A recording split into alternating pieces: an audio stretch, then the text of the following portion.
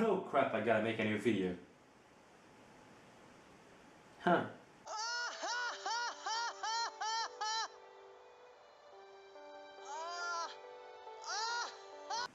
So, the PlayStation Vita. And I do realize the irony on the fact that the first 2 videos on my Nintendo channel are about PlayStation, but that's beyond the point. The point of this video is talking about the PlayStation Vita and some of the games I own for it. So, let's get going. With a rear touchpad, a touchscreen, a crappy camera, and proprietary storage units, the Vita had everything it needed to be a complete and utter failure. With that said, let's take a more in-depth look at the Vita's functionalities. Starting off with the home menu, I gotta say, this is pretty welcoming. The nice music, the bubble icons, this system has personality. So, what cool apps does my Vita come with? Well, first, we have the absolutely useless Welcome Pack, which includes little minigames that can entertain anyone for up to about 5 seconds. Next up, we have the PS Store and the browser.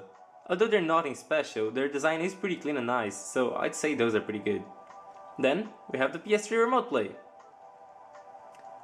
I don't have a PS3. Then, we have the Photos app. The Photos app is pretty nice, it works pretty nicely on itself, but the PS Vita's camera is of pretty bad quality, so I just record my stuff elsewhere. Next up, we have the Nia App. The Nia App allows you to see who's playing a PS Vita near you. Although, I don't think anyone in their right mind would just be playing the PS Vita in public and just go, "Wow, I certainly do wonder if there are any fellow PS Vita players near me. Let me just close whatever game I'm playing to open that app and check that out." This is a strange situation. Up next, we have the PS Vita's email app, which is so unsafe that Gmail refused to let me log in.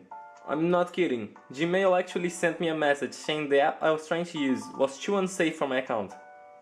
Good job, Sony. Well, then we have the settings app, you know. It's settings. It's pretty straightforward. Wow! And then we have the PS4 link, which is pretty much the same thing as the PS3 Remote Play, except I do have a PS4. Let me just... Oh yeah! Now I can play PS4 games on a tiny low resolution screen that messes up the colors. That's what I'm talking about. Alright, jokes aside, it's pretty awesome that you can play them on the go. It's not as practical as the Nintendo Switch per se, but it's still pretty cool. Although, why did the PS Vita need to have less buttons than the DualShock 4? I mean, it makes us have to use this rear touchpad as buttons. It works, but it's not practical in any meaning of the word. But I can still play Spider-Man on the go, and if you watch my first video, you could guess that I like this game quite a bit. I mean, if you haven't watched my first video, you should go watch it. It really won't take much of your time. You know what? I'll just put it right here.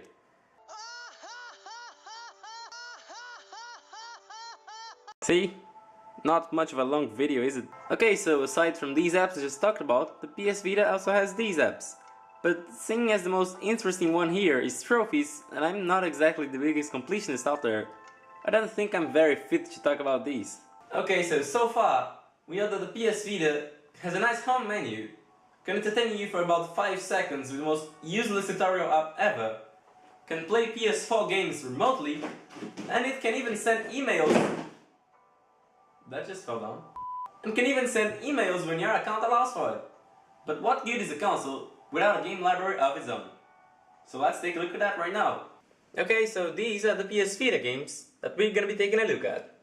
First off, we have Lego Botman 2. That's how I wrote it in the script, and I'm not changing it. I mean, there's not much to say about it. It's a Lego game from 2012. I think most of us know what to expect from those. But the only downside to it is not being able to play multiplayer. But this is a handheld after all, so I don't think there's much they could have done to solve that issue. But aside from that, the game is pretty good. It runs pretty nicely and it looks pretty nicely. And the gameplay is there. It doesn't really bring anything new to the table, but it's a Lego game, so it's fun.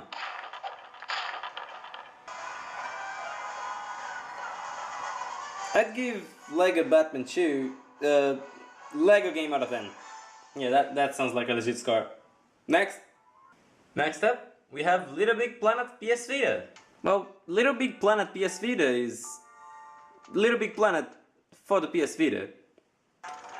Shocking, I know, description of the year. But I honestly think that's the best way to describe this game.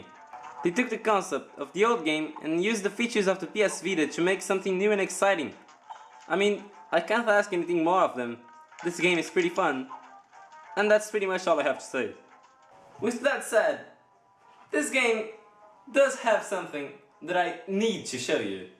It's just genius. In the good times, the people of Carnivalia were bringing funny everywhere. Funny and funny and funny. The third game I have to show you is Borderlands 2. Well, Borderlands 2 on the PS Vita is literally just Borderlands 2. Have you heard of Borderlands 2? You've heard of this game. Have you played Borderlands 2? Well, you've played this game. It's literally just a port.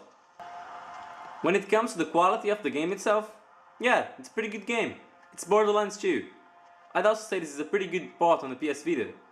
It runs pretty well and the graphics look pretty appealing, so if you ever get a PS Vita or if you already have one and you get the chance to pick up this game, I recommend all of you do. It's all fun.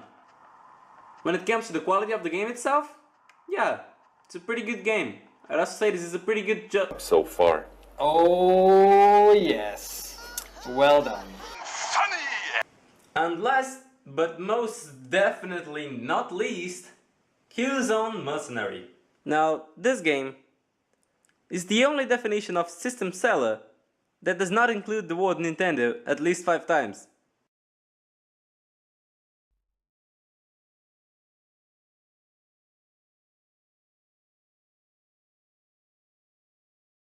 And it just takes one look at the gameplay to understand exactly why. Now look at this, and tell me this doesn't look like a console shooter from at least the 7th generation. Well, this is running on a handheld natively, not from like streaming or anything. This is an actual PS Vita game, which is pretty darn impressive considering that the PS3 could run things that are very similar to this.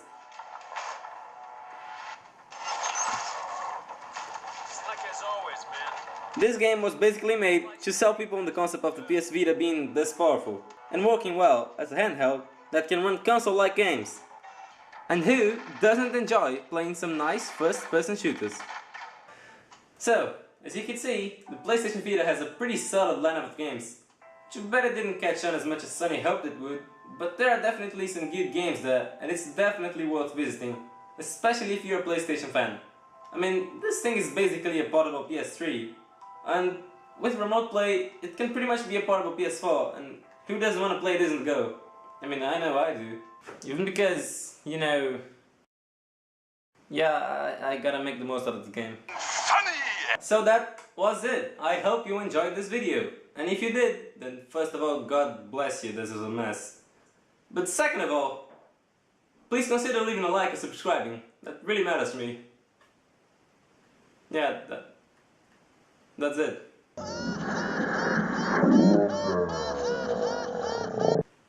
Bye.